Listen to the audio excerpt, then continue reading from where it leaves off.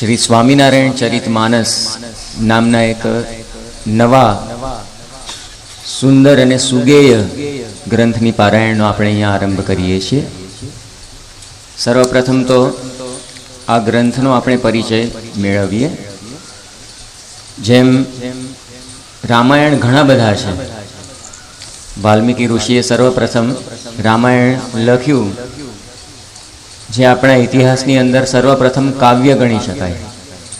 કોઈ પણ મનુષ્ય કોઈ પણ કાવ્ય રચ્યું હોય, સર્વપ્રથમ કાવ્ય તો એ વાલ્મીકી ઋષિએ રામાયણ રચ્યું. વાલ્મીકીએ જે રામાયણ રચ્યું ત્યાર પછી તો ઘણી બધી રામાયણો રચાઈ ગઈ. બંને અર્થમાં છે. એટલે ઘણા બધા રામાયણ શાસ્ત્રો પણ રચાઈ ગયા અને ઠેર ઠેર રામાયણો રચાતી પણ જાય છે. એટલે રામાયણ એમાં ઘણા બધા જે રચાયા એમાં તુલસીદાસજીએ વ્રજ અને અવધી ભાષામાં, હિન્દીના પણ ઘણા બધા પ્રકાર હોય છે.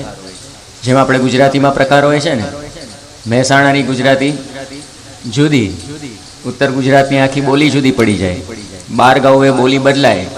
કાઠિયાવાડમાં અમે રહીએ છીએ ત્યાં કાઠિયાવાડી આખી જુદી પડી જાય. સાબરકાંઠા બાજુની પાછી બોલી કંઈક થોડી જુદી પડે અહીંયા કરતાં. એટલે એવી રીતે હિન્દીના પણ ઘણા બધા જુદા જુદા પ્રકાર હોય છે.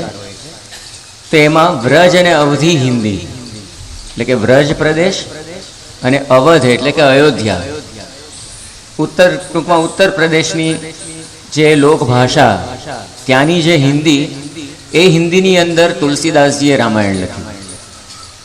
કારણ કે વાલ્મીકી ઋષિએ જે રામાયણ લખ્યું હતું એ તો સંસ્કૃત ભાષામાં હતું. સંસ્કૃત ભાષા કેટલા સમજી શકે? હરિલીલામૃત ગ્રંથની અંદર જ્યારે હરિલીલામૃતની ઉત્પત્તિ કેવી રીતે થઈ એની કથા આવે છે. એમાં પણ સુંદર વાત કરવામાં આવી છે. બધા હરિભક્તો આચાર્ય મહારાજની પાસે ગયા, વિહારીલાલજી મહારાજની પાસે, કે આપ કૃપા કરીને કંઈક શ્રીજી મહારાજનો નવો ચરિત્રનો ગ્રંથ લખો. એ વખતે આચાર્ય મહારાજે વાત કરી, સત્સંગી જીવન છે, બીજા ઘણા બધા સારા સારા ગ્રંથો છે, તો એ તમે વાંચો. બીજો નવો ગ્રંથ લખવાની જરૂર શું છે? એ વખતે બધા હરિભક્તોએ વાત કરી, એ સંસ્કૃતમાં છે, અમને સંસ્કૃત આવડે નહીં, તો અમે કઈ રીતે એ ગ્રંથ ઉકેલી શકીએ? જેમ કોઈ પેટી હોય ને એની અંદર ફ્રૂટ બધું રાખ્યું હોય, સૂકો મેવો ને બધું, અને પેટીને તાળું મારી દીધું હોય, ત્યાં આગળ એવું દ્રષ્ટાંત આપ્યું છે હરિલીલામૃત ગ્રંથમાં. તો જેની પાસે કૂંચી હોય એ ખોલીને આપે તો ખાવા મળે, એ વગર ખાવા મળે ના મળે. એવી રીતે આ સંસ્કૃત ગ્રંથો પણ એવા છે. કોઈક એવા પંડિત પુરાણી આવે અને એ પેટી ખોલીને સમજાવે, એ ફળ ફળાદી અમને આપે, મેવો અમને આપે, તો અમે એનો લાભ લઈ શકીએ. પણ અમારી માતૃભાષાની અંદર જ અમને આ મહારાજના ચરિત્રો જાણવા માળવા મળે તો એ તો ઉત્તમ ગણાય. તો કૃપા કરીને આપ એવો ગ્રંથ રચો. ને પછી હરિલીલામૃત ગ્રંથની ઉત્પત્તિ થઈ. તો એવી જ રીતે આ રામચરિત માનસ ગ્રંથ જે તુલસીદાસજીએ રચ્યો સ્થાનિક ભાષાની અંદર, હિન્દી ભાષામાં, એવી જ રીતે પ્રમુખ સ્વામી મહારાજે પણ 2005ની સાલમાં અક્ષરધામની ભેટ આપી દિલ્હીમાં, રાજધાનીની અંદર. હવે રાજધાનીની અંદર આવી અક્ષરધામ દિલ્હીની ભેટ મળી. પ્રમુખ સ્વામી મહારાજના પોતાના શબ્દોમાં આપણે જોઈએ, સ્વામી બાપા પોતે બોલી ગયા કે હવે નવો યુગ આવશે. નવો યુગ એટલે શું? આપણને બધાને પ્રશ્ન થાય, પણ સ્વામી બાપા તો પોતે આગળનું જાણતા હોય બધું જ. કે આ અક્ષરધામ થયું દિલ્હીની અંદર, તો એના દર્શને ઘણા બધા યાત્રીઓ ત્યાં આગળ આવશે. અને ઉત્તર ભારતની અંદર આટલું મોટું સ્થાન પડ્યું, આટલું મોટું સ્થાન બની ગયું. એટલે એનો પડઘો પણ એવો પડે કે બધાને ઈચ્છા થાય કે અમારા રાજ્યની અંદર પણ આવું થાય. ઉત્તરાખંડના મુખ્યમંત્રી એ પણ આપણને કહેતા હતા કે અમે પણ તમને અમારા રાજ્યની અંદર જમીન આપી દઈએ ઉત્તરાંચલમાં, ત્યાં આગળ તમે અક્ષરધામ બાંધો. એટલે બધા લોકો આમંત્રણ આપવા તૈયાર છે અત્યારે કે તમે અક્ષરધામ કરો. એટલે આનો પડઘો આખો જુદો જ પડે છે. સ્વામી બાપાએ કહ્યું નવો યુગ આવશે. એટલે ઘણી બધી ઉત્તર ભારતની પ્રજા, ત્યાંના સ્થાનિક લોકો જે હિન્દી ભાષી હોય, એ પણ આપણા સંપર્કમાં આવે, અક્ષરધામથી પ્રભાવિત થાય અને એને સહેજે સહેજે જિજ્ઞાસા થાય કે સ્વામિનારાયણ સંપ્રદાય છે શું? ભગવાન સ્વામિનારાયણ કોણ છે? એમના બધા જે ગુરુઓ એમની પરંપરામાં થઈ ગયા, એ બધા કોણ છે, એમના જીવનનો પરિચય એમને કઈ રીતે પ્રાપ્ત થાય, એમને પણ એમની સ્થાનિક ભાષા હોય તો વધારે સમાસ થાય, વધારે સહેલાઈથી પરિચય મેળવી શકે. એ જ હેતુસર આપણા સદગુરુ સંતોને આ વિચાર આવ્યો કે ભગવાન સ્વામિનારાયણથી માંડીને આપણી આખી ગુણાતીત ગુરુ પરંપરા છેક પ્રમુખ સ્વામી મહારાજ પર્યંત બધા જ ગુરુઓના ચરિત્રોનો એક ગ્રંથ આપણી પાસે હોવો જોઈએ, જેની અંદર મહારાજથી લઈને પ્રમુખ સ્વામી મહારાજના ચરિત્રો તો આવી જાય, આપણું તત્વજ્ઞાન પણ આવી જાય, આપણી સમજણ આવી જાય, આપણી ઉપાસના પદ્ધતિ આવી જાય, આપણી બધી જે પ્રણાલીઓ આવી જાય, આ બધું જ આની અંદર આવી જાય એવો એક હિન્દી ભાષાની અંદર ગ્રંથ રચાય એવો વિચાર આવ્યો. અને એ પણ આ ગ્રંથ રચવો કઈ રીતે, તો ઉત્તર ભારતની અંદર વધારે પ્રસિદ્ધ શું છે, તો શ્રી રામચરિતમાનસ. જ્યાં તુલસીદાસજીનું રામચરિતમાનસ છે એ સૌથી પ્રસિદ્ધ છે. તો એવી જ શૈલીમાં, એવા જ સ્વરૂપમાં જો શ્રીજી મહારાજથી લઈને પ્રમુખ સ્વામી મહારાજ પર્યંત બધા ગુરુઓના ચરિત્રો આપણે પીરસીએ તો લોકોને પણ એ ભાવે અને સીધા શીરાની જેમ ગળે ઉતરી જાય. એટલા માટે આ એક વિચાર આવ્યો કે વ્રજ અને અવધિ એવી હિન્દી ભાષાની અંદર શ્રીજી મહારાજથી લઈને સ્વામી બાપાના બધા જ જે ગુરુઓના ચરિત્રો એ આપણે લખવા. હવે કોની પાસે લખાવવા એ બીજો પ્રશ્ન, કારણ કે એના માટે પણ સારામાં સારી કવિત્વ શક્તિ જોઈએ. કવિત્વ શક્તિ તો પછીની વાત છે, પહેલામાં પહેલો તો હિન્દી ભાષા ઉપર એવું પ્રભુત્વ જોઈએ. હિન્દી ભાષા ઉપર એવું સારું પ્રભુત્વ હોય તો માણસ પછી આગળ કવિતા ઉપર ચડી શકે. પહેલાં તો પ્રભુત્વ જ ના હોય તો શું થાય? તો પહેલાં તો બહાર કોઈ પ્રોફેશનલ માણસને આપવાનો વિચાર આવ્યો સંતોને, પણ પછી તો વિચાર આવ્યો કે આપણા જ સંતોને શા માટે ન આપવું. આપણા અમદાવાદની અંદર અક્ષરજીવન સ્વામી છે. અક્ષરજીવન સ્વામીને સ્વામી બાપાએ આજ્ઞા આપી 2001ની સાલમાં કે તમે એક આવો ગ્રંથ રચો. હવે આ પણ એક છે ને મોટી ચેલેન્જ હતી, કઈ રીતે આવો ગ્રંથ રચવો. અક્ષરજીવન સ્વામી છે ને ગામડાનું પ્રાથમિક શિક્ષણ ભણેલા છે આપણી, અને એ પણ કાઠિયાવાડના ગામડાનું, કે જેની બહુ વેલ્યુ ના ગણાય. સાવ ગામડામાંથી આવે છે. આપણે એમની સાથે વાતચીત કરીએ ને તો પણ આપણને લાગે નહીં કે એમણે આ ગ્રંથ બનાવ્યો હશે. એવા અક્ષરજીવન સ્વામી છે. પણ સ્વામી બાપાનો એક મોટો પ્રતાપ, આ પરચો આપણને જોવા મળે કે બાપાને જ્યારે જે વ્યક્તિ પાસેથી જેવું કામ લેવું હોય ને એવું પોતે લઈ શકે છે. આ સ્વામી બાપાનો એક મોટો આ પ્રતાપ છે. સાવ નાનામાં નાના સાધુ હોય અને કંઈ એવી આવડત આપણને દેખાતી ના હોય, પણ એની અંદર પણ એવી કળા મૂકે, એવી આવડત મૂકે કે એ પણ જબરદસ્ત કાર્ય પોતે કરી શકે. તો અક્ષરજીવન સ્વામીની હું વાત કરી રહ્યો છું. આપણે હિન્દી બોલવું હોય ને, આપણે હિન્દી બોલીએ ને ત્યારે ખબર પડે. આપણી પેલી બોરસદી હિન્દી હોય ને, એ તું ચલ કે જાઓ મેં હેડ કે આતા હું, એ પ્રકારનું હિન્દી આપણે બોલીએ. એટલે બોલવા જઈએ ને ત્યારે ખબર પડે કે બધો ગિયર ફસાય તરત જ, બોલતા ના ફાવે. તો લખવાનું છે આ તો, અને એ પણ કાવ્યની અંદર, કાવ્યના સ્વરૂપમાં લખવાનું છે. કેટલું બધું અઘરું પડે. પણ અક્ષરજીવન સ્વામીની અંદર સ્વામી બાપાએ એવી શક્તિ મૂકી છે. એમણે બહુ નાની ઉંમરમાં દીક્ષા પ્રાપ્ત કરી, સાવ ગામડાનું એમનું એજ્યુકેશન, પ્રાથમિક શિક્ષણ માંડ ભણ્યા છે, અને પછી મુંબઈની અંદર સ્વામી બાપાની આજ્ઞાથી ખૂબ જ સારું સંસ્કૃત ભણ્યા અને સાથે સાથે સાહિત્યની અંદર આચાર્ય થયા. એટલે MA લેવલની ડિગ્રી ગણાય. એટલે ખૂબ જ ઉચ્ચ સંસ્કૃતનો પણ અભ્યાસ કર્યો અને કાવ્ય પણ ખૂબ જ સુંદર લખે છે. મેં કહ્યું ને, આ સ્વામી બાપાનો પ્રતાપ. ઘણા બધા ભજનો એમણે લખ્યા છે, એમાંનું એક ભજન આપણે સાંભળીએ. સ્વામી અમારે આંગણ ઢોળી દો, સ્વામી અમારે આંગણ ઢોળી દો, સંસારી ઉતારો રંગ ઢોળી દો, સંસારી ઉતારો રંગ ઢોળી દો. સ્વામી અમારે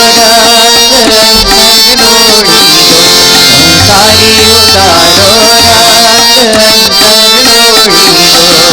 સ્વામી અમારે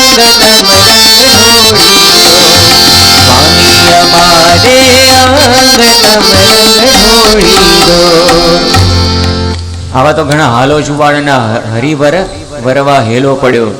પછી બીજા પણ પ્રમુખ સ્વામી આ બ્રહ્માંડને અમૃતની હેલી કીધી. આવા તો અનેક પદ એમણે બનાવેલા છે ભજનો. અને સાથે સાથે આપણે જે શતાબ્દી હમણાં ઉજવી, સંસ્થાની શતાબ્દી, એની અંદર જે કંઈ ડાન્સ જોયા, એ ઉપરાંત પણ જન્મજયંતિની અંદર પણ જે કંઈ નૃત્યો હોય છે બધાનું લેખન કાર્ય આ અક્ષરજીવન સ્વામી પોતે કરતા હોય છે. બાપા એમને લાડથી સાક્ષર કહીને બોલાવતા હોય છે. તો આ સ્વામી બાપાની એક એવી કૃપા કહેવાય, અને સાથે બાપાનો એવો પ્રતાપ આપણને જણાય કે જે સંત પાસેથી પોતે જે ધારે એવું કામ પોતે લઈ શકતા હોય છે. સારંગપુરમાં અમારે બ્રહ્મચરણ સ્વામી છે. તમે મોટા મોટા આપણા જે સમયાની અંદર ડેકોરેશન જુઓ છો ને, એ ડેકોરેશન કોણ કરે છે? બ્રહ્મચરણ સ્વામી એમનું ભેજું કામ કરે છે. એમાં જે મોટી આપણી જન્મજયંતિ હમણાં જે શતાબ્દી ઉત્સવ કર્યો હતો, તો એની અંદર પણ આટલું મોટું ડેકોરેશન કરવું અદ્ભુત, બધા જે જુએ ઘા ખાઈ જાય, મોઢામાં આંગળા નાખી દે. તો એ બ્રહ્મચરણ સ્વામી કરે છે. હવે બ્રહ્મચરણ સ્વામી તો એ પણ ખાલી પ્રાથમિક અભ્યાસ એમણે પૂરો કર્યો છે. 14-15 વર્ષની ઉંમરે એમણે દીક્ષા લઈ લીધી છે. તેમ છતાં પણ બાપાએ એમની પાસેથી આવું કામ લેવું છે. આજે ઘણા બધા મંદિરોના સિંહાસન પણ એ કરે છે, બનાવે છે. એટલે આવી રીતે આવી આવડતો એ બાપાએ મૂકેલી છે. ત્યાં અમદાવાદની અંદર બીજા શ્રીજી સ્વરૂપ સ્વામી છે, એમના પણ દર્શન તમારામાંથી કોઈ બધાએ કર્યા હશે. એ શ્રીજી સ્વરૂપ સ્વામી પણ બહુ નાની ઉંમરમાં આવી ગયા હતા, અને પાછા પૂર્વાશ્રમમાં તો કરોડોપતિ મા બાપના દીકરા. એમના પિતાશ્રી એ વખતે મર્સિડીઝની અંદર ફરતા હતા, નાગજી કાકા, જ્યારે એમણે દીક્ષા લીધી એ વખતે. એટલે મર્સિડીઝને એ ત્યારથી જ હોજલાલી આટલી બધી, અને બહુ નાની ઉંમરમાં એમણે દીક્ષા પ્રાપ્ત કરી. હવે એ વખતે તો શું કંઈ આવડતું હોય, કંઈ આવડતું ના હોય. પણ બાપાની દયાથી આજે આપણે અક્ષરધામ ને બધા હોય છે, મોટા મોટા આપણા મંદિરો, એની બધી ડિઝાઇનનું કાર્ય એ કરે છે. દિલ્હી અક્ષરધામની બધી ડિઝાઇન એમણે કરેલી છે. ભક્તિનંદન સ્વામી છે ગાંધીનગર સંસ્થાની અંદર, જેટલા આપણા હરિમંદિરો કે આ જે શિખરબદ્ધ મંદિરો થાય છે, એની બધી મૂર્તિઓ એ બધી બનાવે છે. તો આવા નાના નાના સંતોની અંદર બાપાએ આવી આવડત મૂકી છે. પોતે જે ધારે એ કામ લઈ શકે છે. તો અહીંયા અક્ષરજીવન સ્વામીએ પણ આટલું સુંદર આ પુસ્તક, આટલો સુંદર ગ્રંથ પાછો 2 વોલ્યુમમાં લખ્યો છે. બીજી આશ્ચર્યની વાત, 2001ની સાલમાં એમને આજ્ઞા કરવામાં આવી, ને 2003ની સાલમાં 2.5 વર્ષમાં આ ગ્રંથ પૂરો કરી દીધો છે. બાકી આવો ગ્રંથ રચવો અને ખાલી 2.5 વર્ષની અંદર પૂરો કરવો, એ પણ એક સિદ્ધિ કહેવાય. તો આવી રીતે ખૂબ જ સુંદર આ ગ્રંથ એમણે તૈયાર કર્યો છે. એ ગ્રંથનું પાન આપણે આ અઠવાડિયા દરમિયાન કરવાના છીએ. અહીંયા હવે આ ગ્રંથનો થોડો આપણે પરિચય જોઈએ. ગ્રંથનું નામ છે શ્રી સ્વામિનારાયણ ચરિત માનસ. ભગવાનના ચરિત્રોને માનસની સાથે સરખાવવામાં આવ્યા છે. માનસ એટલે શું? સંસ્કૃતમાં એના 2 અર્થ થાય છે. રમતે ન મરાલસ્ય માનસમ માનસમ વિના, એવી એક સૂક્તિ છે. મરાલ એટલે કે હંસ, હંસનું મન માનસ વગર, એટલે કે માન સરોવર વગર, હંસનું માનસ માનસ વગર ક્યાંય બીજે રમતું નથી. માનસ શબ્દના 2 અર્થ થયા, એક તો મન ને બીજો અર્થ થયો માન સરોવર. અહીંયા જે અર્થ છે એ માન સરોવર પરક છે. ભગવાનના ચરિત્રોને માન સરોવરની ઉપમા આપવામાં આવી. શા માટે? તો એના કારણોનો આપણે અભ્યાસ કરીએ તો આપણને ખબર પડે કે આ ઉપમા ખૂબ જ સાર્થક છે. માન સરોવર, એની અંદર જો આપણે ડૂબકી મારીએ તો આપણને શાંતિની પ્રાપ્તિ થાય. સરોવરની અંદર ડૂબકી મારીએ તો આપણને શાતા મળે. તો ભગવાનના ચરિત્રો પણ એવા છે, એની અંદર જો આપણે ડૂબકી મારીએ તો આપણને પણ શાંતિની પ્રાપ્તિ થતી હોય છે. ભગવાન અને ભગવાનના સંતના ચરિત્રો બંને એવા છે કે આપણને એમાંથી શાંતિની પ્રાપ્તિ થતી હોય છે. જેમ એકવાર વ્યાસજીને અશાંતિ થઈ. હવે વ્યાસજી કેવા હતા? 4 વેદના જેણે વિભાગ કરેલા છે. વ્યવસ્થિત વિભાગીકરણ કોઈએ પણ કર્યું હોય, કેટેગરાઇઝ રાખવું, તો એ વ્યાસજીએ પહેલા સર્વપ્રથમ કર્યું. એટલે વ્યાસજીને આદિ આચાર્ય ગણવામાં આવે છે. જેમણા ગુરુ પૂર્ણિમા ગઈ ને ગયા મહિને, એ વ્યાસજીના માનમાં એ દિવસે એમની જયંતિ કહેવાય. અને એટલે વ્યાસજી આદિ આચાર્ય છે, એટલે એમને ગુરુ તરીકે બધા પૂજે છે. સ્વયં શ્રીજી મહારાજે એમનું પ્રમાણ કરેલું છે. મહારાજે પણ અંત્યનું 10મું વચનામૃત છે, ને બીજા પણ વરતાલનું 18મું ને ઘણા બધા વચનામૃતોની અંદર મહારાજે વાત કરી છે કે વ્યાસજીના પ્રમાણ કરેલા ગ્રંથો દ્વારા તમે પ્રતિપાદન કરો કોઈ પણ તમારા સિદ્ધાંતનું. મહારાજે શિક્ષાપત્રીની અંદર પણ વ્યાસજીના પ્રમાણિત ગ્રંથોને પોતે પ્રમાણભૂત શાસ્ત્રો તરીકે સ્વીકારેલા છે. તો આવા વ્યાસજી એમણે આ 4 વેદોના વિભાગ કર્યા. મહાભારત જેવો મહાન ઇતિહાસ ગ્રંથ લખ્યો, જે મહાભારત માટે કહેવાય છે કે યન્ન ભારતે તન્ન ભારતે, કે જે મહાભારતમાં નથી તે ક્યાંય જગતમાં નથી. યદિહાસ્તિ તદન્યત્ર યન્નેહાસ્તિ ન તત્ક્વચિત. જે આ મહાભારતમાં છે એ જ બધે છે ને મહાભારતમાં નથી એ ક્યાંય નથી. ટૂંકમાં મહાભારતમાં બધું જ આવી જાય છે, કારણ કે વ્યાસજી સમજતા હતા આ વેદો કોઈ બધા ઉકેલી શકવાના નથી, સમજી શકવાના નથી. વેદો શીખવા એટલે 12 વર્ષ ચોટલી બાંધીને સંસ્કૃતનો અભ્યાસ કરવો પડે, ત્યારે તો બધું ગ્રામર ને બધું આવડે, વ્યાકરણ આવડે. અને પછી તો આ વેદના 6 અંગો હોય છે, જ્યોતિષ, નિરુક્ત ને છંદ ને એ બધું ભણવું પડે. પછી વેદ ઉકેલતા શીખાય, સમજવાની વાત તો પછી રહી. એટલે આવું વેદનું જ્ઞાન ક્યાંથી માણસો સમજી શકે? એટલે એને ખૂબ જ સરળતાથી એમણે મહાભારતના સ્વરૂપમાં આપ્યું. મહાભારતમાં પણ ગીતા દ્વારા એમણે આ ઉત્તમ જ્ઞાન આપ્યું. તો આવા વેદ વ્યાસ પાછા સાથે સાથે એમણે 17 પુરાણ લખ્યા, તેમ છતાં પણ એમના અંતરમાં અશાંતિ થઈ. હવે આટલા વિદ્વાન માણસ હોય, આદિ આચાર્ય તરીકે લોકો એમને પૂજતા હોય, એમના અંતરમાં અશાંતિ થાય એટલે આપણને પણ પ્રશ્ન થાય ને કે એમના અંતરમાં એવું તો શું હશે તો એમને અશાંતિ થઈ? આપણા જેવા તો પ્રશ્ન હોય નહીં. કેમ કે દીકરો ના હોય ઘરની અંદર ને એમને અશાંતિ થઈ ગઈ હોય, કે એમને ઘણા સમયથી કંઈક એવો રોગ થયો હોય, પેટમાં દુખતું હોય ને અશાંતિ થઈ જાય. આપણે તો રસ્તામાં નીકળ્યા હોય ને રસ્તામાં ખાડો આવે ને તોય પણ આપણને અશાંતિ થઈ જાય.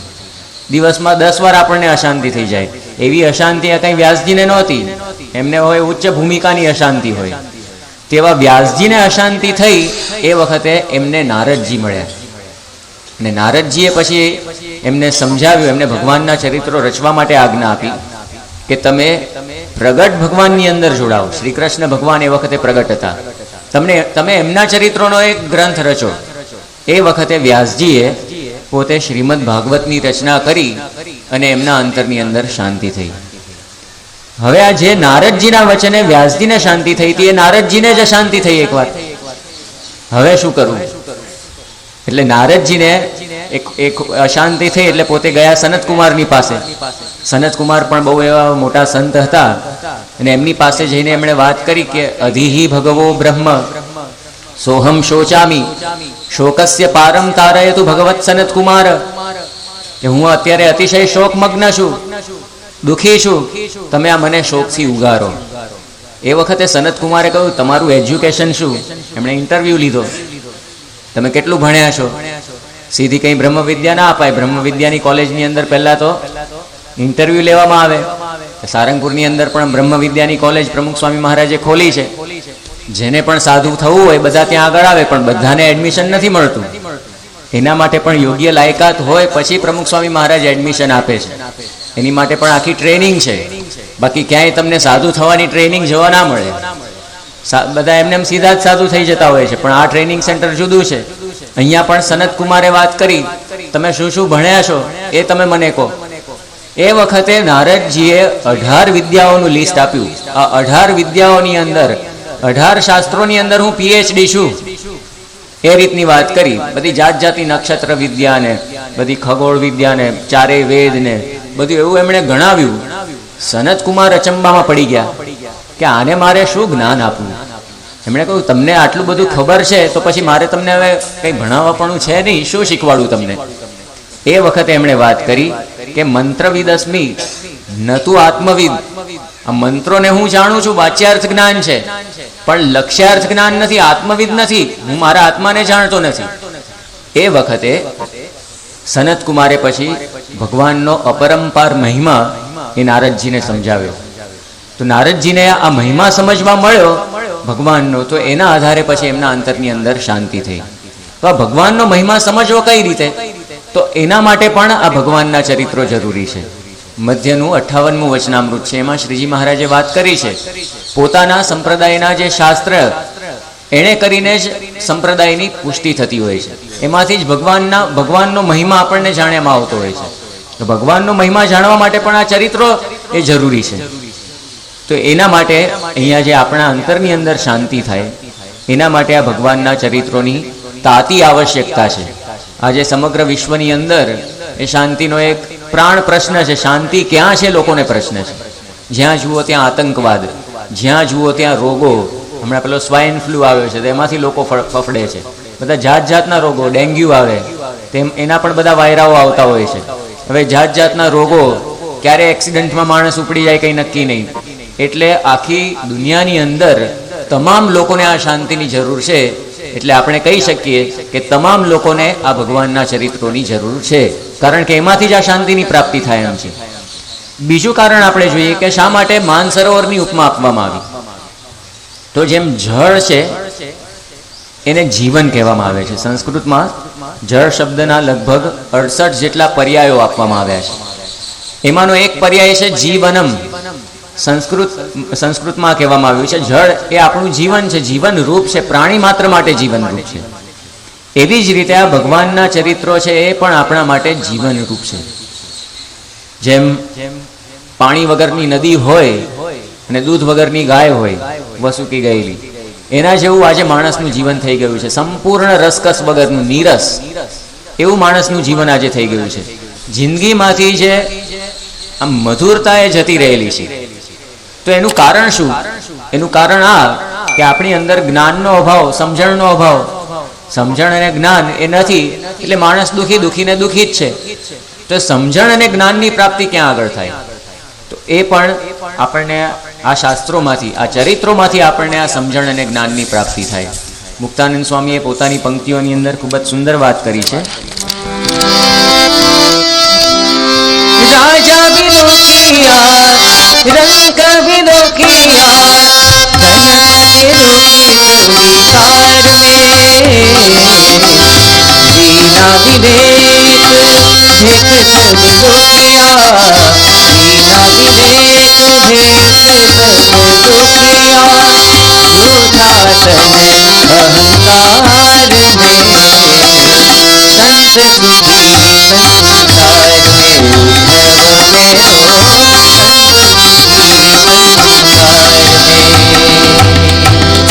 मेरो राजा भी दुखिया रंक भी दुखिया धनपति दुखित विकार में બધા જ દુખી છે. રાજા હોય કે રંક હોય કે ધનપતિ હોય, કરોડપતિ હોય કે રોડપતિ. વિના વિવેક ભેખ સબ દુખિયા.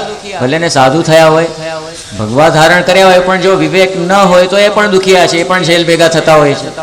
એ પણ આપણને જોવા મળે છે. એટલે અહીંયા મુક્તાનંદ સ્વામી આપણને સમજાવે છે કે જ્ઞાન બિના દુઃખ પાવત દુનિયા. જ્ઞાન નથી ને, સમજણ નથી, એને લઈને લોકોને દુઃખ છે. રામની પાસે જ્ઞાન હતું તો જંગલની અંદર મંગલ કરી જાણ્યું, પણ રાવણની પાસે જ્ઞાન નહોતું, સમજણ નહોતી, સોનાની લંકા હતી તો પણ પોતે સુખી થયો નહીં.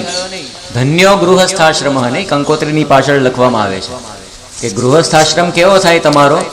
ધન્ય થાય. પણ ધન્ય ગૃહસ્થાશ્રમ ક્યારે થાય? તો એનું એક સંસ્કૃતના શ્લોકમાં ખૂબ જ સુંદર વિવરણ કરવામાં આવ્યું છે. સાનંદમ સદનમ સુતાસ્તુ સુધિયા કાંતા પ્રિયાલાપિની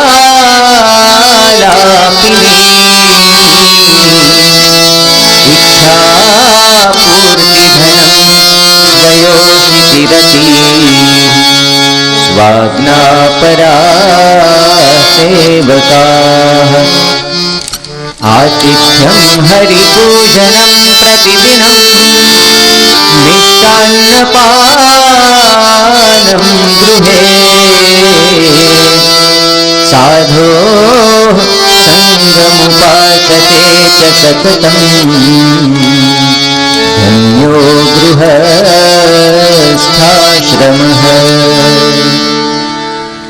કોનો ગૃહસ્થાશ્રમ ધન્ય લેખાય? તો એના લક્ષણો અહીંયા બતાવવામાં આવ્યા કે સાનંદમ સદનમ, જેનું ઘર કેવું હોય? આનંદ સભર હોય. પહેલામાં પહેલો તો પ્રશ્ન શું થાય? ઘર હોવું જોઈએ ને. આજે ઘરનું ઘર કેટલાની પાસે હશે? કરોડો ભારતવાસીઓ છે ને બેઘર હશે. કોઈક ઝૂંપડું બાંધીને રહેતા હશે, કે પછી કોઈક ભાડાના મકાનમાં રહેતા હશે. તારે રહેવું ભાડાના મકાનમાં. ભાડાના મકાનમાં તો આપણે બધા રહીએ જ છીએ, પણ આ તો ઘરની વાત છે. એટલે ભાડાના મકાનમાં પણ રહેનારા ઘણા બધા હોય છે. પોતાનું ઘર પહેલા હોવું જોઈએ ને, આનંદની વાત તો પછી. એટલે અહીંયા પહેલામાં પહેલું લક્ષણ કહ્યું કે પોતાનું ઘર હોય ને એની અંદર આનંદ હોય, આનંદ સભર. નહીં તો ઘરની અંદર જવું ગમે નહીં, ઘરની અંદર પ્રવેશ કરવો ગમે નહીં, એવા પણ ઘર હોય છે. એટલે સાનંદમ સદનમ આ પહેલું લક્ષણ કહ્યું. બીજું લક્ષણ કહ્યું સુતાસ્તુ સુધીયઃ. પુત્રો કેવા હોય? કઈ પાંજરા પોળમાં મૂકવા જવાય એવો પ્રશ્ન ના હોય પિતાને, વાલીને, પણ બુદ્ધિશાળી હોય. સુધીયઃ પિતાને પોતાની આજ્ઞા પણ પાળતા હોય અને ખૂબ જ સારો અભ્યાસ કરતા હોય, અથવા તો પોતાના જે બિઝનેસની અંદર બધી રીતે પોતે ખૂબ જ બુદ્ધિશાળી હોય. તો આ બીજું લક્ષણ.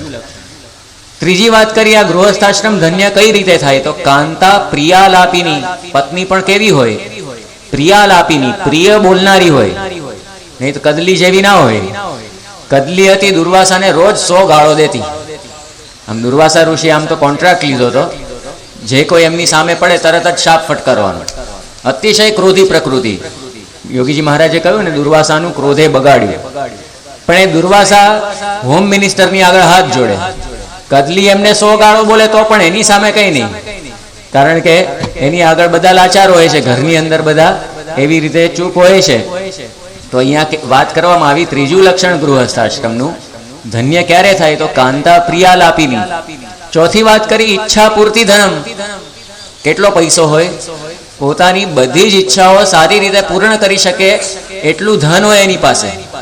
આજે આપણને પેલું 7 સાંધીએ ને 13 તૂટે સંતો વાત કરે છે ને, એવી ગૃહસ્થોની પરિસ્થિતિ હોય છે. જે માગો એ મળે તો ક્યાંથી બિચારા એને પોસાય. તો રાવણની પાસે આ બધું જ હતું, ઈચ્છા પૂરતી ધનમ. એનો ભાઈ કુબેર હતો, કુબેર ભંડારી આપણે કહીએ છીએ, બધા ખજાના એની પાસે હોય. પોતાની પાસે સોનાની લંકા હતી, સાનંદમ સદનમ જે વાત કરી, આખી લંકા સોનાની હોય તો એનો તો મહેલ કેવો હોય. પછી આગળ વાત કરી, સ્વયોષિતી રતિ. પોતાની પત્નીને વિશે પ્રેમ હોય. એને પણ પોતાની પત્ની મંદોદરીને વિશે પ્રેમ હતો, રાવણને પણ. સ્વાજ્ઞાપરાહા સેવકાહ. સેવકો પાછા હોય કેવા હોય? આજ્ઞાપરાયણ. નહીં તો ચેલા તેરા પણ કયા નહીં કરુંગા એવા નહીં, જેમ કહે એ પ્રમાણે પોતે કરે એવા બધા શિષ્યો હોય, એવા બધા ચાકરો હોય એને ત્યાં. અને રાવણને ત્યાં તો કોણ ચાકરો હતા? હતી હીરે જડિત ભીતો, કનક મહેલો ને મોહલાતો, ઉગે સૂરજ પણ ગભરાતો, પવન પણ વાય શરમાતો, ઉડે નગરની નિંદ લગી, ગાંધર્વ ગીતો ગાતો, તોય રાવણ દુખ્યો એક મોતથી બીતો. આ રીતની વાત એક કાવ્યમાં કરવામાં આવી છે. એની પાસે કેવા ચાકરો હતા, કેવા નોકરો હતા. સૂરજદેવ એના ઘરની અંદર લાઇટ કરે, પ્રકાશિત કોણ કરે આખા ઘરને? સૂર્ય. એવી જ રીતે વરુણદેવ આવીને એના ઘરે પાણી ભરી જાય, અગ્નિદેવ આવીને એના ઘરે રસોઈ બનાવી જાય, પવનદેવ આવીને એના ઘરે કચરો વાળી જાય. તો આ બધા મોટા મોટા તો દેવતાઓ એના ચાકર તરીકે ફરતા હતા. પુત્ર પણ એનો કેવો હતો? આગળ વાત કરીને, સુતાસ્તુ શુદ્ધ્ય. પુત્ર પણ એવો બુદ્ધિશાળી હોય, ઇન્દ્રજીત. એનું નામ જ ઇન્દ્રજીત. ઇન્દ્રની ઉપર પણ જેને જીત મેળવી છે એ ઇન્દ્રજીત. તો પુત્ર પણ એવો હતો, બાહોશ. ને સાથે આગળ વાત કરવામાં આવે છે આતિથ્યમ. આતિથિ એટલે આતિથ્ય ભાવના જેના ઘરની અંદર જીવંત હોય. અતિથિ દેવો ભવ એ ભાવના જીવાતી હોય જે ઘરમાં. આજે તો ભારતમાં પણ હવે થોડો થોડો એવો વાયરો આવે છે, બાકી પશ્ચિમના દેશોમાં આપણે જઈએ ને, ત્યાં અમેરિકામાં કે ક્યાંય, તો અતિથિ શબ્દ જ ખોટો પડી જાય. તમારે પહેલેથી ફોન કરીને અગાઉથી કહેવું પડે, ભાઈ હું આવું છું. એને અતિથિ ના કહેવાય. અતિથિ કોને કહેવાય? તિથિ જેની નિશ્ચિત ના હોય ને આવવાની, એને અતિથિ કહેવાય. એટલે આપણે ગમે ત્યારે કોઈના ઘરે જઈએ જ ના શકીએ, અને ઘરે તો જવાની વાત જ નહીં. આપણે ફોન કોલ કરવાનો કે ભાઈ હું આવવાનો છું, એટલે આપણા માટે નજીકની જે મોટેલ હોય એની અંદર રૂમ બુક કરી રાખે. ઘરની અંદર રાખવાની તો વાત જ નહીં. એટલે આતિથ્ય ભાવના ક્યાં રહી? અતિથિ દેવો ભવની ભાવના ક્યાં રહી? તો રાવણના ઘરમાં આતિથ્ય પણ હતું. આતિથ્યમ હરિપૂજનમ. ભગવાનનું રોજે રોજ પૂજન કરવામાં આવે. રાવણ પોતે શિવ ભક્ત હતો, રોજે રોજ શિવજીની પૂજા કરતો હતો. તો આટલો પાછો પોતે વિદ્વાન પણ હતો. 4 વેદ ઉપર ભાષ્ય લખનારો પહેલો રાવણ હતો, એવી પણ વાતો કરે છે બધા. તો આવો રાવણ સાથે વાત કરવામાં આવી. પ્રતિદિનમ મિષ્ટાન્ન પાનમ ગૃહે. ઘરની અંદર રોજ મિષ્ટાન જમાતું હોય, સારા સારા ડ્રિંક્સ, કોલ્ડ ડ્રિંક્સ કે પછી ગરમ જે કંઈ હોય, તો સારા સારા બધા પીવામાં આવતા હોય. આ બધું જ એની પાસે હતું. પણ અહીંયા છેલ્લું એક લક્ષણ કહેવામાં આવ્યું, એ રાવણની અંદર નહોતું, જે આપણને બધાને પ્રાપ્ત થયું છે. એટલે આપણા બહુ મોટા ભાગ્ય છે. આગળના લક્ષણ કદાચ હોય ના હોય ને બહુ વાંધો નથી આવતો, પણ આ છેલ્લું લક્ષણ બહુ જરૂરી છે. કયું લક્ષણ? સાધોહો સંગમ ઉપાસતે. સંત સમાગમ. સંત સમાગમ રાવણ પાસે નહોતો ને, એટલે બધા દુઃખ આવ્યા. જો એને એવા કોઈ સંતની પ્રાપ્તિ થઈ હોત તો સંત એને આ સાચું જ્ઞાન સમજણ આપત કે પર જે સ્ત્રી છે માત સમાન છે. જો આટલું જે રાવણ સમજી ગયો હોત ને તો એને કોઈ પ્રશ્ન જ આવત નહીં. પણ એવો સંત સમાગમ એની પાસે નહોતો, જે સંત સમાગમ આપણને સૌને પ્રાપ્ત થયો છે. એવા સંત પ્રમુખ સ્વામી મહારાજની આપણને પ્રાપ્તિ થઈ છે. તો આપણા અંતરની અંદર ભલે આગળના બધા લક્ષણો નહીં હોય ને, તો પણ આ ગૃહસ્થાશ્રમ ધન્ય થશે. ધન્યો ગૃહસ્થાશ્રમ સિદ્ધ થશે. તો આવા સંત એ આપણને સંત સમાગમની અહીંયા જે વાત કરવામાં આવી ને, તો સંતનો મહિમા શું છે તો મુક્તાનંદ સ્વામી આપણને સમજાવે છે. અમૃત પેયતી મીઠા મુખતી હરિના ચરિત્ર સુનાવે રે. અમૃત પેયતી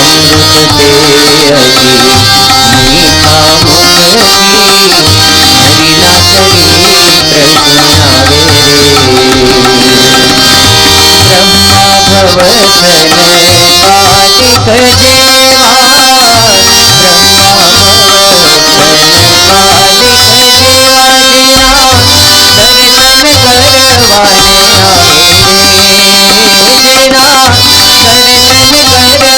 રે.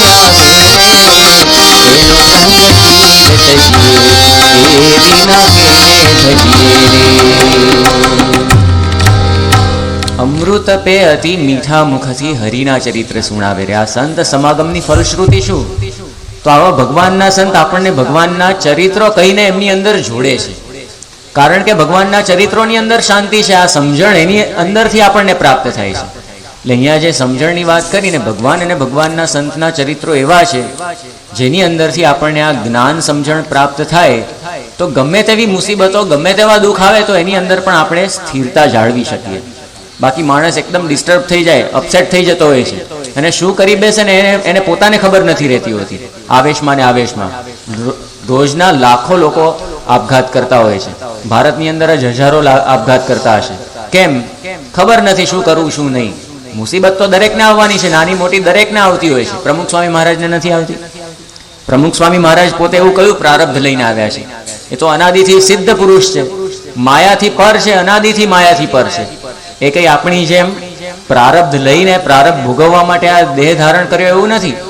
તેમ છતાં પણ એમને પણ મુશ્કેલીઓ આવે છે, એમના પણ અપમાન થાય છે. હમણાં 2 વર્ષ પહેલા ત્યાં ગઢડાની અંદર પણ કેટલું બધું અપમાન ને બધું થયું. ત્યાં સ્વામી બાપાનું મુશ્કેલીઓ તો આવે છે, એની અંદર પોતે જીવે છે. આપણને જેમ રોગ થાય એમને પણ રોગ થાય છે. એમને પણ હાર્ટ એટેક આવી ગયેલો છે. એમને પણ બાયપાસ સર્જરી કરાવેલી છે, એન્જિયોપ્લાસ્ટી હમણાં છેલ્લે કરાવી. તો આ બધું જ કરાવવું પડે છે. હમણાં માંદા પડી ગયા હતા તો બધું જ થાય છે. પણ એ મુશ્કેલીની અંદર પણ પ્રમુખ સ્વામી મહારાજ કઈ રીતે સ્થિર રહેશે? તો એમના જીવનમાંથી, એમના ચરિત્રોમાંથી આપણને એમનું જ્ઞાન, એમની સમજણ એ પ્રાપ્ત થાય.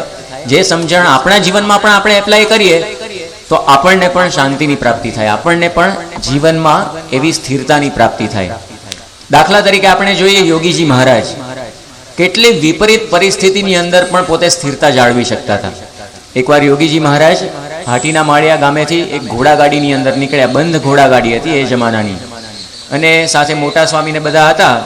એમાં બન્યું એવું કે પેલું ઘોડાગાડીનું પૈડું નીકળી ગયું. એટલે બધા પડ્યા ઊંધે માથે નીચે. ઘોડાગાડી નીચે આવી ગઈ. અને એ વખતે પેલા મોટા સ્વામી હતા, ખૂબ જ અકળાઈ ગયા પેલા ઘોડાગાડી વાળા ઉપર. વ્યવસ્થિત ધ્યાન રાખતો નથી, આવી રીતે પૈડું નીકળી જાય. ઘોડાગાડી વ્યવસ્થિત સાચવવી જોઈએ. એક તો લાકડી પણ એમને ફટકારી દીધી પેલાને આવેશમાં આવીને. અને યોગીજી મહારાજ બીજી બાજુ ખડખડાટ હશે. એટલે મોટા સ્વામી ડાયવર્ટ થયા. પછી પેલાની ઉપર એમનો જે ગુસ્સો હતો બધો હવે ટ્રાન્સફર થયો કોના ઉપર? યોગીજી મહારાજ ઉપર. કે તમે શું આવી રીતે મોટેથી હસો છો? યોગીજી મહારાજે કહ્યું પરસો થયો. યોગીજી મહારાજ એમની કાઠિયાવાડી ભાષામાં એમણે કહ્યું શું ધૂળ પરચો થયો? મોટા સ્વામી કે આ જીવતા રહ્યા ને એ જ મોટો પરચો. એટલે ગમે તેવી અવળી પરિસ્થિતિ હોય પણ એને સવળી પરિસ્થિતિમાં બદલી નાખવી એ યોગીજી મહારાજની હથોટી હતી. એમના જીવનમાંથી આપણને આ શીખવા મળે, જે મુક્તાનંદ સ્વામીએ વાત કરીને કે સુખ ઉપજે તેમ કરવો શુદ્ધ વિચારજો. તો કોઈ પણ પરિસ્થિતિની અંદર આપણને કઈ રીતે સુખ થાય એ આપણે વિચાર કરવાનો હોય. તો આ યોગીજી મહારાજના જીવનમાંથી આપણને શીખવા મળે. એકવાર જામનગર બાજુ યોગીજી મહારાજ પધરામણીમાં ગયા હતા અને આરતી ને બધું થયું, પ્રસાદ ધરાવ્યો ઠાકોરજીને. અને પછી પ્રસાદ વહેંચવા એક છોકરો નીકળ્યો. એમાં કોકનો હાથનો હડસેલો વાગ્યો હશે, એમાં બધો પ્રસાદ વેરાયો. એટલે બધાના જીવ ઊંચા થઈ ગયા. યોગીજી મહારાજે એ વખતે તરત જ કહ્યું કે પ્રસાદનો વરસાદ થયો. એટલે બધાના જીવ હેઠા બેસી ગયા. જે આમ બધા ઉભડક થઈ ગયા હતા ને બધાને હાશ થઈ. તો આ યોગીજી મહારાજના જીવનમાંથી આપણને શીખવા મળે છે કે કઈ રીતે ગમે તેવી વિપરીત પરિસ્થિતિની અંદર પણ આપણે સવળું લેવું. તો આપણને આપણા જીવનની અંદર સ્થિરતા આવે. નહીં તો ડગલે ને પગલે પ્રશ્ન પ્રશ્ન ને પ્રશ્ન જ. એક સ્વામી રામતીર્થ થઈ ગયા, એમણે ખૂબ જ સુંદર વાત કરી છે કે if you want to examine your strength, C how many times a day you get disturb. કે આખા દિવસની અંદર તમે તમારી ખરેખરી શક્તિનું મૂલ્યાંકન કરવા માંગતા હો, તમારી શક્તિ ચકાસવા માંગતા હો, તો આખા દિવસની અંદર તમે કેટલી વાર ડિસ્ટર્બ થઈ જાઓ છો ને એ તમે ચેક કરો. આપણે તો અહીંયા પારાયણ પૂરી થશે ને પછી સ્કૂટર ઉપર આવ્યા હોય તો સ્કૂટર ઉપર, કે પછી આપણી કારમાં આવ્યા હોય તો કારમાં બેસીને પાછા ઘરે જતા આવીશું અથવા તો ઓફિસે જતા આવીશું. રસ્તામાં સીધો ખાડો આવશે ને આપણને પ્રશ્ન થાય, સીધો મન ડિસ્ટર્બ થઈ જાય કે આ મ્યુનિસિપાલિટી વાળા કંઈ ધ્યાન રાખતા નથી. ત્યાં તો ઢોર વચ્ચે આવે કે આવા ને આવા બધા ભરવાડો વચ્ચે જ ફરતા ઢોરને હરાયા ઢોર ને આવી રીતે મૂકી દેતા હોય છે, અને મ્યુનિસિપાલિટી કંઈ ધ્યાન રાખતી નથી. ઇન્ડિયાની અંદર તો આવું જ ચાલે, એને કરતાં અમેરિકા સારું. એટલે જ અહીંથી વધારે ક્રેઝ છે ને અમેરિકા જવાનું. જો કે પૈસો છે મુખ્ય કારણ તો, પણ સતત આપણે ડિસ્ટર્બ થતા હોઈએ છીએ. કોઈક વળી ખોટી રીતે સાઈડ કાપે કે ઇન્ડિયાની અંદર કોઈને સેન્સ જ નથી ટ્રાફિકની. સતત છેક ઘરે જઈએ ને ત્યાં સુધી 10 વાર આપણે ડિસ્ટર્બ થઈ જતા હોઈશું. આપણે આપણી શક્તિનું મૂલ્યાંકન કરવાનું છે કે આપણે દિવસ દરમિયાન કેટલી વાર અપસેટ થઈ જઈએ છીએ. યોગીજી મહારાજના જીવનમાંથી, પ્રમુખ સ્વામી મહારાજના જીવનમાંથી આ બધી વસ્તુ આપણને શીખવા મળે. પોતે માનની અંદર ફૂલાઈ જતા નથી. આપણને થોડું કોક માન આપે, ચાવી ભરાવે તો આપણે ક્યાંના ક્યાંય ઉડીએ. પ્રમુખ સ્વામી મહારાજના જીવનમાં એવું જોવા નથી મળતું. અક્ષરધામ જ્યારથી બંધાયું, દિલ્હીનું અક્ષરધામ, ત્યારથી આજ સુધી કેટલા બધા મહાનુભાવોએ સ્વામી બાપાની આગળ વખાણ કર્યા છે કે ઓ શું અદ્ભુત તમે અક્ષરધામ બાંધ્યું છે. પણ બાપાનો એક જ જવાબ, શું? યોગીજી મહારાજના સંકલ્પે આ થયું છે. પોતે કોલર ઊંચા કરીને કોઈ દિવસ ફરતા નથી કે ધીસ ઇઝ માય અચીવમેન્ટ. આ સ્વામી બાપાની વિશેષતા છે. એમના જીવનમાંથી આ બધી વસ્તુ આપણને શીખવા મળે છે. માનમાં ફૂલાતા નથી, અપમાનમાં કરમાતા નથી.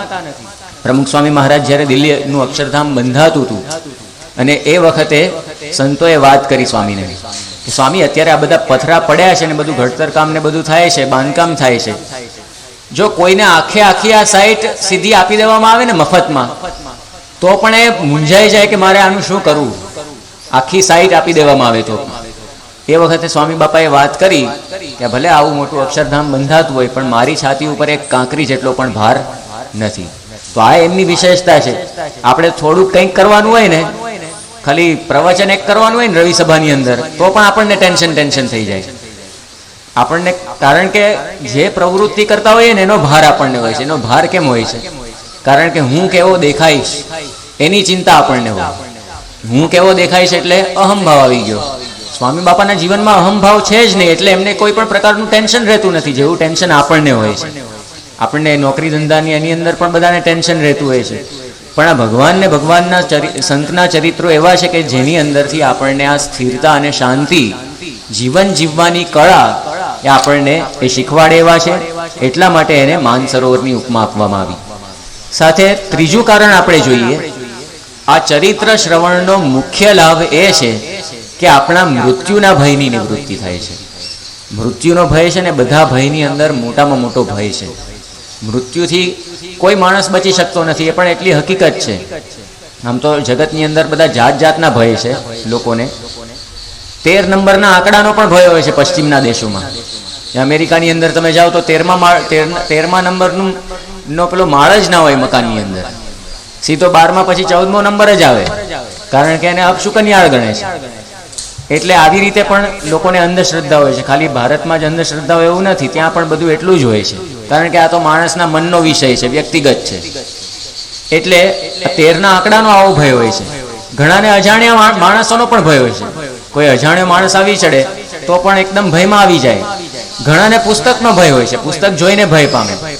ઘણાને એક્ઝામ ફીવર હોય છે. જોઈએ છીએ આપણે ઘણા છોકરાઓ પરીક્ષા વખતે કંઈ લખી જ ના શકે. પરીક્ષા આવે ત્યાં સુધી તૈયારી બધું જ કર્યું હોય, પણ પરીક્ષા વખતે એના ભયની અંદર પોતે કંઈ લખી જ ના શકે. તો આવો પણ ભય હોય છે. ઘણાને સ્ટેજ ફિયર પણ હોય છે. સ્ટેજ ઉપર ચડે તરત જ ટાંટિયા ધ્રુજવા માંડે અને કંઈ બોલી શકે નહીં, ગેંગે ફેફે થઈ જાય. એટલે આવો સ્ટેજ ફિયર પણ આપણને જોવા મળે છે. આ બધા જાતના ભય ભલે હોય, પણ બધા ભય કરતાં સૌથી મોટો ભય હોય તો એ મૃત્યુનો ભય છે. અને મૃત્યુનો ભય ટાળવો એ જેવા તેવાની વાત નથી. કારણ કે આ મૃત્યુની ચોટ કે કેવી છે તો કઠણ છે. ધીરા ભગતે પોતે કાવ્યમાં લખ્યું છે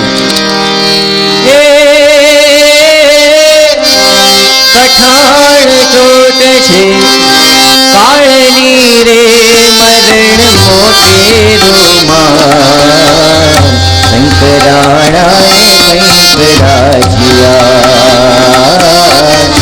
શંકરાણાએ કંઈક રાજીયા તે છોડી ચાલ્યા સંસાર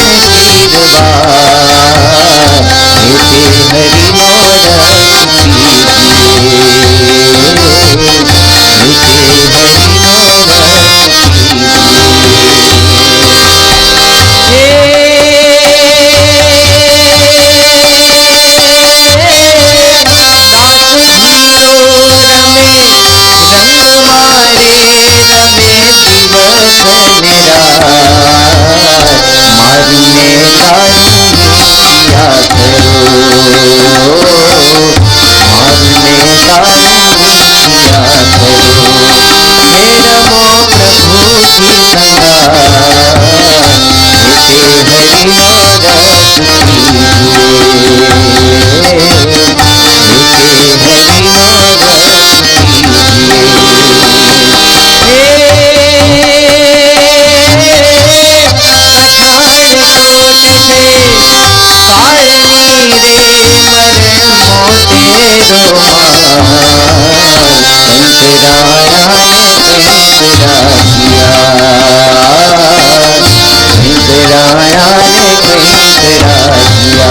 આપણ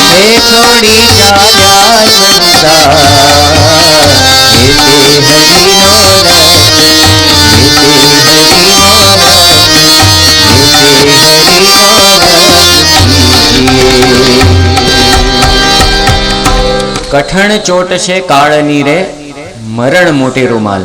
કાળની ચોટ છે ને જીરવવી બહુ કઠણ છે. જે અહીંયા ધીરા ભગતે વાત કરીને કોના છોરું ને કોના વાછરું રે ને કોના માને બાપ, અંતકાળે જાઉં એકલા સાથે પુણ્ય ને પાપ. માળી વીણે રંગ ફૂલડા રે કળી કરે છે વિચાર, આજનો દિન રળિયામણો કાલ આપણ શિરવાર. કાલે આપણો વારો છે. એટલે આ કાળની ચોટ બહુ કઠણ છે. ને જ્યારે કાળની ચોટ આવે ને ત્યારે આપણને ખબર પડે. ભગવાનની બહુ મોટી દયા છે કે આપણી એક્સપાયરી ડેટ છે ને લખીને આપણને મોકલતા નથી આ પૃથ્વી ઉપર. નહીં તો ટેન્શન થઈ જાય. આપણને જો ખબર પડે કે આટલા વર્ષો જ મારે જીવવાનું છે ને પછી ઉપડી જવાનું છે તો ઉપાધિ થઈ જાય. પણ હકીકતમાં તો શ્રીજી મહારાજે આ વસ્તુ આપણને સમજાવી છે. મહારાજે અંત્યના 30મા વચનામૃતમાં આ અનુસંધાન રાખવાની આપણને વાત કરી છે કે આ ઘડીને આ ક્ષણે જ આપણે મરી જવાનું છે. એવું જો અનુસંધાન રાખીએ તો આપણા જીવનનું જે ધ્યેય છે વધારે સારી રીતે હાંસલ કરી શકીએ. કાળની ચોટ આવી કઠણ છે. પરીક્ષિતને લાગી ગઈ હતી. એને પોતાની એક્સપાયરી ડેટ ખબર પડી ગઈ કે પોતે ક્યારે એક્સપાયર થવાનો છે. કારણ કે પોતે જ્યારે ગયો શિકાર કરવા માટે અને ખૂબ જ તરસ્યો થયો હતો, થાક્યો હતો, ભૂખ્યો થયો હતો, શમિક ઋષિના આશ્રમમાં જઈ પહોંચ્યો. શમિક ઋષિ ધ્યાનસ્થ હતા અને એની કોઈ સરભરા ના થઈ.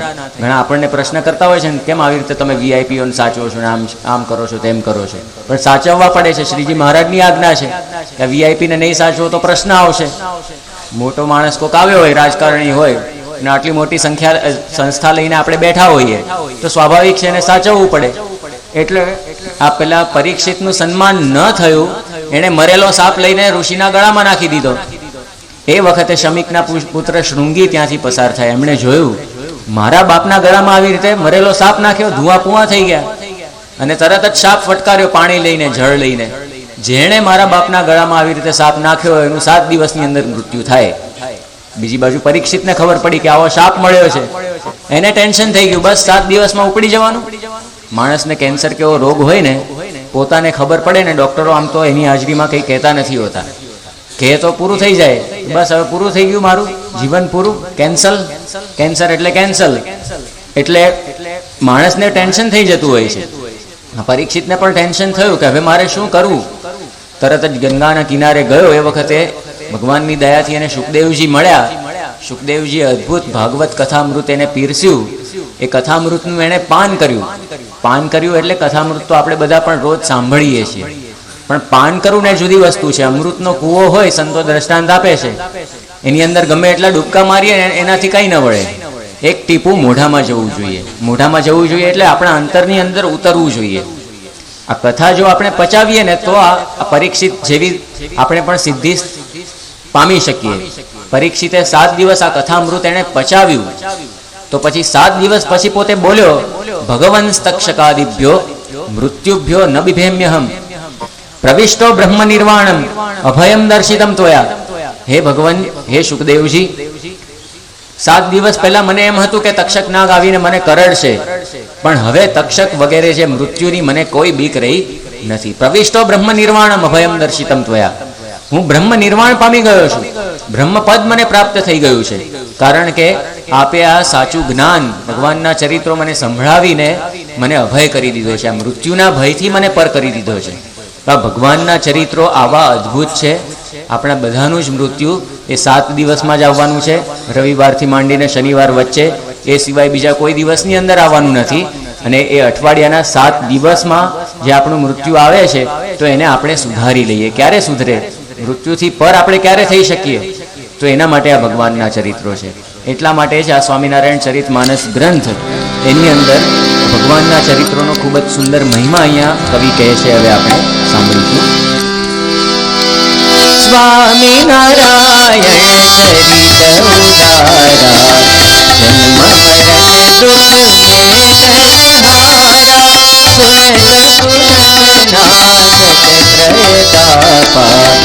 પાપી જન કે ભૂપત પાપા, પ્રકટ હરિ કથા પરિમલહારી, ભવસાગર સે લે ઉબારી, પંચ વિષય પ્રેમ વિનાવે, જગત પુરાવે, સર્વ મિલે તન મન કે તબહી, ઉથલ ગન હરિને અલિતબહી, શ્રદ્ધા જિનકી અધિક રહાવે, હરિચરિત્ર ઉनको અતિભાવે, ધર્મય કાંતિક સ્થાપન હેતુ, પ્રકટત હરિ નિજ ધામ પેતુ, ય રાખો અજ્ઞાન અનાદિ, પારન દેહ વાસના લારી, હરિ હરિ સહિતા કુનિવારે, એવી કારણ વો નરક ધારે, ભૂતલ પ્રગટ ભય અવતારી, ગાથા ઉનકી ભવ ભયહારી, ગાથા ઉનકી, ગાથા ઉનકી, ગાથા ઉનકી ભવ ભયહારી. સ્વામિનારાયણ ચરિત ઉદારા, જન્મ મરણ દુઃખ મેટનહારા. સ્વામિનારાયણ ભગવાનના ચરિત્રો કેવા છે? જન્મ અને મરણ એનું દુઃખ મટાડનારા છે, મૃત્યુનો ભય ટાળનારા છે. સુનત સુનત નાસત ત્રય તાપા. આ સાંભળવાથી આપણા ત્રણેય તાપ, આધિ ભૌતિક, આધિ દૈવિક અને આધ્યાત્મિક, આ ત્રણેય દુઃખ એ દૂર થાય એમ છે. આધિ ભૌતિક એટલે ભૂત પ્રાણી માત્ર તરફથી આવતા દુઃખ, રસ્તામાં જતા હોય એને કૂતરું આવીને કરડી જાય, ગાય કંઈક શિંગડું મારી દે, એ બધા આદિ ભૌતિક દુઃખ. આ એવી રીતે વાત કરીએ. આદિ દૈવિક એટલે કે દૈવ સંબંધી દુઃખ, દુકાળ પડે કે પછી અતિવૃષ્ટિ થાય જે લીલો કાળ આપણે કહીએ છીએ, કે પછી પૂર આવે કે ધરતીકંપ થાય, આ દૈવ સંબંધી દુઃખ એ પણ દૂર થાય. સાથે વાત કરી આધ્યાત્મિક મનના બધા દુઃખ, મનની અંદર પણ બધા કામ ક્રોધાદિક જે છે દોષો, એ દોષો પણ દૂર થાય. એટલે આ ત્રણેય તાપ એનું શમન થાય. સાથે વાત કરવામાં આવી કે પાપી જનકે ધોવત પાપા, જે પાપી મનુષ્યો હોય એના પાપ એ આ બધા ચરિત્રો ધોઈ નાખે છે. પ્રકટ હરિ કથા કલિમલ હારી, આ પ્રગટ ભગવાનની આ કથા કેવી છે તો કળીરૂપી મળ, એટલે કળિયુગનો જે મળ એટલે કળિયુગના જે કંઈ દોષો છે, અત્યારે આખું કળિયુગનું વાતાવરણ આપણે જોઈ રહ્યા છીએ, એની અંદર ભ્રષ્ટાચાર ને બધું, લાંચ રૂશ્વત ને બધું કેટલું બધું ચાલતું હોય છે. તો કળિયુગના દોષોને પણ હરી લે એવી આ કથા છે. ભવસાગર સે લેત ઉબારી, ભવસાગરમાંથી આપણને ઉગારી લે એવી અદ્ભુત આ કથા છે. પંચ વિષય તઈ પ્રીતિ મિટાવે, પંચ વિષય તો છે ને શ્રીજી મહારાજે વાત કરી છે વચનામૃતમાં કે જીવનરૂપ થઈ ગયા છે. પંચ વિષય વગર કોઈ માણસ રહી શકતું નથી. તો અહીંયા જે પંચ વિષયની વાત કરવામાં આવી એ જગત સંબંધી પંચ વિષય, એની અંદર આપણે લોલુપ છીએ, એની જે આપણને વાસના છે એ લોલુપતા આપણી વાસનાને આ ચરિત્રો મટાવે છે. દેહ ગેહ અરુ જગત ભૂલાવે, આપણા દેહ ગેહ બધું જ આપણને ભૂલાવી દે, આખું જગત ભૂલાવી દે એવા ચરિત્રો છે. દર્દ મીટે તન મન કે સબહી, તન અને મનના બધા જ દર્દ એ મટાડી દે એવી આ કથા છે. હોત લગન હરી મેં અતિ તબહી, અને ભગવાનમાં આપણી લગ્ની લગાડી દે એવી અદ્ભુત આ કથા છે. શ્રદ્ધા જિનકી અધિક કહાવે, શ્રદ્ધા જિનકી અધિક રહાવે, હરિચરિત્ર ઉनको અતિ ભાવે, જેની અતિશય શ્રદ્ધા હોય એને આ ભગવાનના ચરિત્રો ભાવે, ગમે. ધર્મ એકાંતિક સ્થાપન હેતુ પ્રકટત હરિ નિજ ધામ સમેતુ, એકાંતિક ધર્મનું સ્થાપન કરવા માટે સ્વયં પૂર્ણ પુરુષોત્તમ નારાયણ પોતાના ધામ સાથે આ પૃથ્વી ઉપર પધાર્યા છે. શેના માટે? જીય રાખો અજ્ઞાન અનાદિ, કારણ દેહ વાસના લાદી, હરિ હરિ સંત હિ તાકુ નિવારે, એહી કારણ વો નરતનુ ધારે. કવિએ સુંદર વાત કરી. આપણા જીવનું જે અનાદિ અજ્ઞાન એના નાશને માટે ભગવાન પોતે સંતની સાથે, અક્ષર બ્રહ્મની સાથે પોતે આ પૃથ્વી ઉપર નરતનું ધારણ કરે છે, નરનો દેહ, મનુષ્ય દેહ ધારણ કરે છે, અને આપણી આ કારણ દેહની વાસના એ દૂર કરે છે, આપણું અજ્ઞાન નિવારે છે.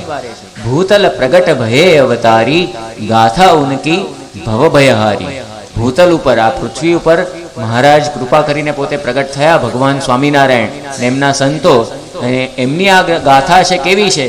ભવ ભયહારી, જન્મ મરણથી આપણને પર કરે એવી આ સુંદર સ્વામિનારાયણ ચરિત માનસની કથા છે. એવો સુંદર મહિમા અહીંયા અક્ષરજીવન સ્વામીએ લખ્યો. હવે સાથે સાથે અહીંયા અક્ષરજીવન સ્વામી પોતે એક મૂંઝવણ પણ વ્યક્ત કરે છે ગ્રંથ રચતા પૂર્વે. હવે આપણે સાંભળીએ. હરિગુણ ગાવન કો ચહો,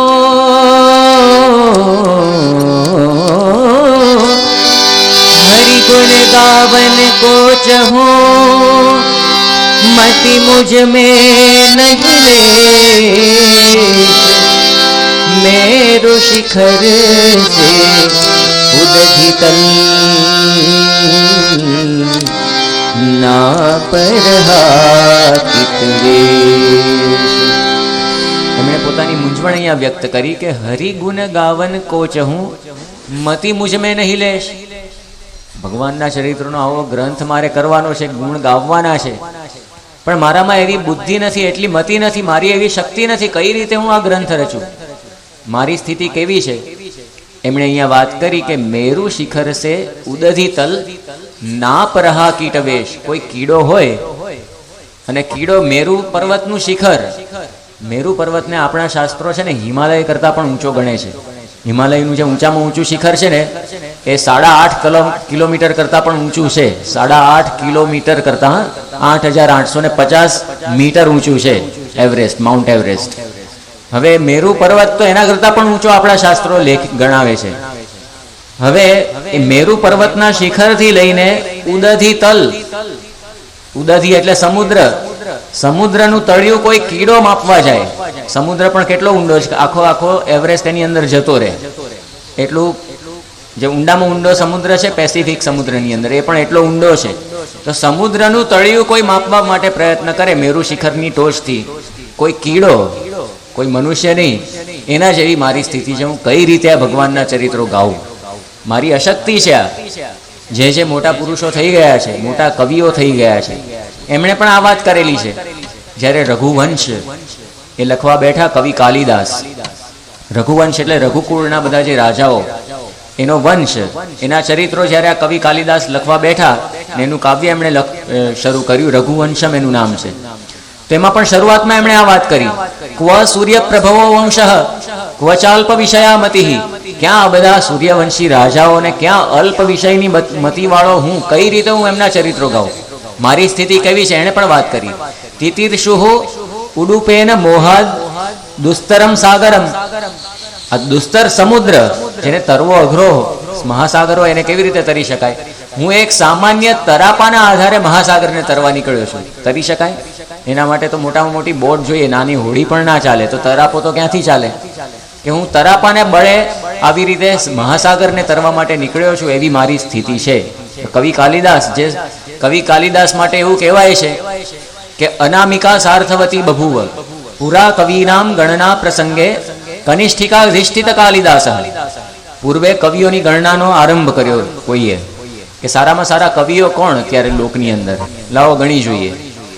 તો પુરા કવિનામ ગણના પ્રસંગે કનિષ્ઠિકા, અહીંથી શરૂ કરે ને ગણવાનું, કનિષ્ઠિકા આંગળી, આપણી છેલ્લી આંગળીને કનિષ્ઠિકા કહેવામાં આવે. કનિષ્ઠિકા અધિષ્ઠિત કાલિદાસ.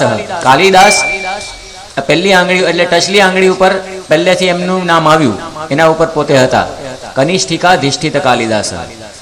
પછી એના પછીની આંગળીનું નામ શું છે? અનામિકા, જેને નામ ન આપી શકાય એવી. એટલે હવે બીજા નંબરે કોને કહેવું? અદ્યાપી તત્તુલ્ય કવેર ભાવાત અનામિકા સાર્થવતી બભુવ. આજે પણ એના જેવા કવિના અભાવથી અનામિકા આંગળી સાર્થવતી થાય છે, સાર્થક થાય છે. એનું નામ સાર્થક થઈ ગયું અને નામ ના આપી શકાય. એટલે એવા કવિ કાલિદાસ હતા, એ પણ આવી અશક્તિ વ્યક્ત કરે છે. બીજી બાજુ નિષ્કુળાનંદ સ્વામીનો આપણે વિચાર કરીએ. એમણે પણ શ્રીજી મહારાજના ચરિત્રોનો ખૂબ જ સુંદર ગ્રંથ લખ્યો છે, ભક્ત ચિંતામણી. ભક્તો માટે જે ગ્રંથ કેવો છે? ચિંતામણી સમાન છે. જે ચિંતવો એ તમને પ્રાપ્ત થાય, એવો અદ્ભુત ગ્રંથ છે. તો એ ભક્ત ચિંતામણીની પણ શરૂઆતમાં પ્રથમ પ્રકરણમાં જ નિષ્કુળાનંદ સ્વામી લખે છે કે મારી સ્થિતિ કેવી છે, કે જેમ અર્કમાં અણુગતિ. અર્ક એટલે શું? આપણને બધાને તો ઘણું જ્ઞાન નથી હોતું. મહારાજે તો શું વાત કરી છે? નિષ્કુળાનંદ સ્વામીને, ગુણાતીતાનંદ સ્વામીને જો અમે સંસ્કૃત ભણાવ્યું હોત ને તો બહુ સુંદર બધા શાસ્ત્રો એમણે લખ્યા હોત સંસ્કૃતમાં. વગર સંસ્કૃત ભણ્યા સંસ્કૃત શબ્દો એમણે વાપરેલા છે. અર્ક, અર્ક શબ્દના ઘણા અર્થ થાય છે. ગૌમૂત્રનો અર્ક હોય, એ પણ એ વાત નથી અહીંયા. અહીંયા અર્ક એટલે સૂર્યની વાત છે. સૂર્ય માટે પણ અર્ક શબ્દ છે. તો આવા સંસ્કૃત શબ્દો એમણે વાપરેલા છે. એક જગ્યાએ પન્નગારી શબ્દ વાપર્યો છે નિષ્કુળાનંદ સ્વામીએ. પન્નગારી, આમાં બેઠેલામાં કેટલાને ખબર હશે? ખબર નહીં હોય મને, કોઈને લગભગ ખબર નહીં હોય. પન્નગ એટલે પદ્ભ્યામ ન ગચ્છતિ સહ પન્નગ, સંસ્કૃત શબ્દ છે. પગેથી ચાલીને જે જતો નથી એ કોણ? સાપ, ઢસડાઈને જાય છે. પુરસા ગચ્છતિ, પોતે છાતીએથી આમ ઢસડાઈને જતો હોય છે. એટલે સાપ માટે પન્નગ શબ્દ છે, સંસ્કૃત શબ્દ. અને એના અરી, એનો અરી એટલે દુશ્મન. પન્નગારી એટલે ગરુડ માટે, ગરુડ માટે આવો સંસ્કૃત શબ્દ નિષ્કુળાનંદ સ્વામીએ વાપર્યો છે. તો કેવા પોતે બહુશ્રુત હશે, જે કંઈ સાંભળતા હશે કથાની અંદર એ શબ્દો ગ્રહણ કરી લેતા હશે, બાકી પોતે તો ભણ્યા જ નથી સંસ્કૃત. તો આવા નિષ્કુળાનંદ સ્વામી પાછા સારી કોટીના પોતે કવિ પણ ગણાય, કારણ કે એમના કાવ્યો તો સ્વયં ગાંધીજીએ પોતાની આશ્રમ ભજનાવલીમાં લીધા છે. એમનું એક કાવ્ય છે,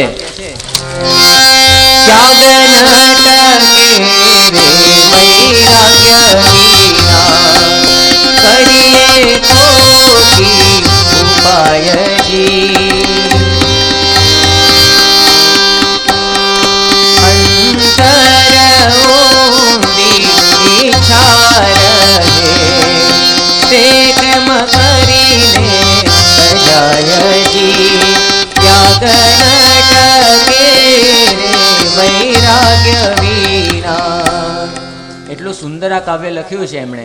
તો આવા તો બીજા પણ એમના પદો, એ આશ્રમ ભજનાવલી જે પ્રસિદ્ધ ભારતની અંદર ગણાય એની અંદર એમણે લીધેલું છે. તો આવા નિષ્કુળાનંદ સ્વામીએ પણ મૂંઝવણ વ્યક્ત કરી છે કે મારી સ્થિતિ કેવી છે? સૂર્યની અંદર અણુની ગતિ હોય. સૂર્ય તો કેટલો મોટો છે, તો અણુ કઈ રીતે સૂર્યના પારને પામી શકે?